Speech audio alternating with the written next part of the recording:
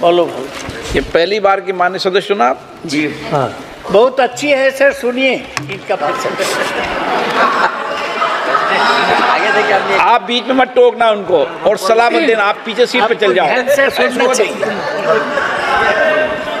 धन्यवाद अध्यक्ष महोदय, आपने मुझे बोलने का मौका दिया। मैं जादवपुर लोकसभा क्षेत्र से पहली बार चुनकर इस सदन में आई हूँ और मैं धन्यवाद देना चाहती हूँ मेरी लीडर ममता बनर्जी और अभिषेक बनर्जी का, और जादवपुर लोकसभा क्षेत्र के सारे वोटरों का जिन्होंने मुझे भारी बहुमत से जिताया और इस सदन में भेज के बीजेपी को एक पैगाम दिया कि पश्चिम बंगाल में माननीय सदन में इन नेताओं को धन्यवाद नहीं होता। आप और ये संदेश सर, ये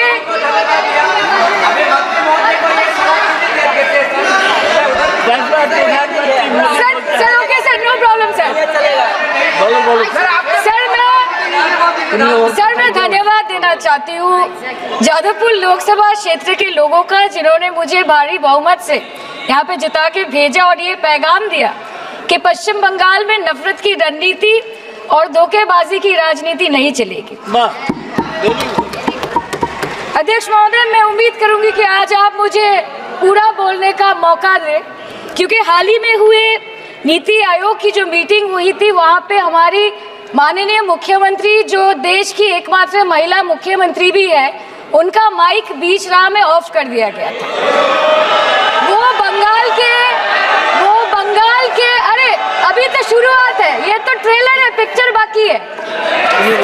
अध्यक्ष महोदय, मैं आपसे ये बोलना चाहती हूँ कि वो बंगाल के हक के लिए यहाँ पे सवाल उठाने आई थी, वो बंगाल के लोगों की बात रख रहे यहाँ पे आई थी, लेकिन उनका माइक ऑफ कर दिया गया। आपके माध्यम से मैं सदन में उपस्थित वहाँ जो बैठे हैं माननीय सदस्य, कोई भी घटना को सर एक लाइन आपका डिलीट करेंगे सर, एक लाइन सर, मैं यही बताना चाहती हूँ कि बंगाल के लोगों का आगे जाके बंगाल के लोग आपके पार्टी की माइक ऑफ कर देंगे। बस एक चुनाव बाकी, आप देख लीजिएगा। Sir, all India Trinamool Congress इस सदन और इस देश का थर्ड लार्जेस्ट ऑपोजिशन पार्टी है और हम आपसे धन्यवाद हम आपको देते हैं कि आपने हमको रेलवे, स्वास्थ्य, शिक्षा और आज ये पशुपालन जैसे महत्वपूर्ण विषय पे चर्चा करने का मौका दिया। लेकिन तृणमूल कांग्रेस आगे जाके देश के हर महत्वपूर्ण मुद्दे पे बात करेगा, चाहे वो चीन का अनैतिक रूप से इस देश में प्रवेश हो या वो 700 से ऊपर आंदोलन जीवी किसानों की। माननीय सदस्य, आप पहली बार बोल रही हैं, मैं आपको हस्तक्षेप नहीं करना चाहता, लेकिन जिस अनुदानों की मांगों पर चर्चा सर अभी आ रहे सर, नीट के घोटाले से लेके जीएसटी के बोझ तक, एयरपोर्ट की छत टूट जाने से लेके रेल पटरी से छूट जाने तक तृणमूल कांग्रेस के सदस्य, हर सांसद देश के हर गंभीर मुद्दे पर चर्चा करेंगे। बस यही आपको बोलना था। रिस्पेक्टेड सर, मामाटी मानुष is the Magna carta of the governance of West Bengal and our party, and I feel truly honored that today I've been given the opportunity to talk on a ministry which is intrinsic to the Mamati Manush of the country. हमारे किसान अपनी मवेशी को, अपनी फसल को माँ की तरफ पूछते हैं, जिस खेत में वो हल चलाते हैं उस जमीन को नमन करते हैं। But does this major sector get support from the government? Sir, Indian agriculture supplies around 58% of India's livelihood and is a principal source of income for half of the population, accounting for 17 to 18% of the country's GDP. 70% of India's rural poor depend on livestock and farm animals. But does this sector get what it deserves? इसका जवाब अगर आप देश के किसान से पूछेंगे तो वो आपको यही बात बोलेंगे कि चाय से शुरू हुई थी सरकार और गाय पे अटक गई और विकास की मौसी 10 साल में रास्ते में भटक गई। Sir, exorbitantly high cost of cattle and poultry feed under the mismanagement of this sector by the current government and wholesale fodder inflation hovering between 25% to 28.6% in the last 2 to 3 years, it is a 9-year high. Sir, किसान खुद क्या खाएंगे? अपने परिवार के लोगों का खिलाएंगे? अपनी गाय, भैंस, भेड़, बकरी को क्या खिलाएंगे? सर, ऐसे ही वारदात होते हैं जहां गरीबी से जूझता हुआ एक किसान उसको अपनी गाय, भेड़, बकरी को बेचने में मजबूर करते हैं और अंत में जाके वो अपनी खुद की जान ले लेते हैं। सर, पिछले 10 सालों में 1,12,000 किसानों ने इस देश में आत्महत्या की। एनसीआरबी की एक रिपोर्ट के अनुसार 10 साल में हर दिन इस देश में एवरेज में 30 किसान हर दिन अपनी जान ले लेते हैं। सर, इस देश के लोगों का यही है किस्सा कि जिसको जिताया वो राजा की तरह जाएगा और जिन्होंने जिताया वो फकीर की तरह। सर, ये बहुत गौरक्षा की भी बातें करते हैं। देश के लोगों को ये पता होना चाहिए that there is a fodder crisis in India and the union minister has himself stated in a written reply in Rajya Sabha that yes, the country is deficit in fodder. So it means that cows are dying without food in government owned goshalas, especially the BJP ruled state. 74,000 cattle had died at Panjrapols in Sundarnagar and Banaskantha district of Gujarat in the last 3 years.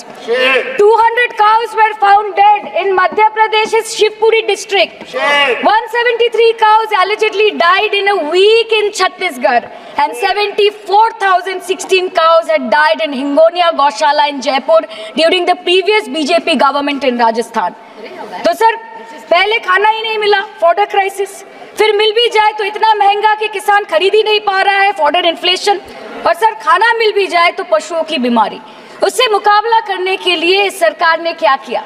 The Parliamentary Standing Committee on Agriculture, Animal Husbandry and Food Processing presented its report which stated that 32.7 lakh cattle were infected by the viral lumpy skin disease across several states and a whopping 2.4 lakh cattle died within months. ये बोलते हैं कि गाय हमारी माता है पर माँ की रक्षा करना इन्हें नहीं आता है। अध्यक्ष महोदय, हम सब जानते हैं कि इस मिनिस्ट्री के अंतर्गत डेयरी भी आता है और भारत इस पूरी दुनिया में दूध के उत्पादन में नंबर 1 है, contributing to almost 24.46% of global milk production. But since the government has not been able to bridge the gap between demand and supply, it has successfully turned the country from being the largest producer of milk to an importer of milk. In the last 10 years, due to the stagnation in milk production, the gains of white revolution has been systematically whitewashed. The dairy farmers are forced to throw buckets of milk on the highway protesting against meager remuneration for their produce. And the price of milk, on the other hand, has increased by a massive 55% in the past 10 years. It was rupees 36 per litre in 2014 and now rupees 56 per litre in 2024. When this government came to power, the first thing the milk producing companies regulated by it did was to increase the price of milk by rupees 2 per litre. This was their revenge on the people of India for not providing a majority to the BJP. आम आदमी के दूध, छाछ, लस्सी, दही, पनीर पर 5% की GST, cream, condensed milk, मक्खन, घी पर 12% की GST और अमीरों के हीरो पर सिर्फ 1.5% की GST। सरकार उनको रिलीफ नहीं देती है जो विदेश में जाके मिल्क शेक और लाते की चुस्कियां लगाते हैं। ये सरकार उनको रिलीफ नहीं देती जो आम आदमी 2 पैकेट दूध खरीदने से पहले 10 बार सोचता है। सर, बचपन से हम सुनते आए थे कि संडे हो या मंडे रोज खाओ अंडे। India rank 2nd in egg production in the world और अंडे का फंडा यही है सर कि भारत के बच्चों के किस्मत में महीने में एक अंडा नहीं मिलता। मिड डे मील के चलते हफ्ते में अगर एक आध अंडा मिल भी रहा था तो कहीं धर्म के नाम पे तो कहीं महंगाई के चलते उसे बंद करने की मांग उठ रही है। Sir, more than 50% children under the age of 5 suffer from chronic malnutrition in the country and roughly 17% children are underweight, and yet most BJP ruled states do not serve eggs in midday meal scheme. This is the example of Poshan Kal in India. Sir, अंत पे आते हैं मच्छी पे।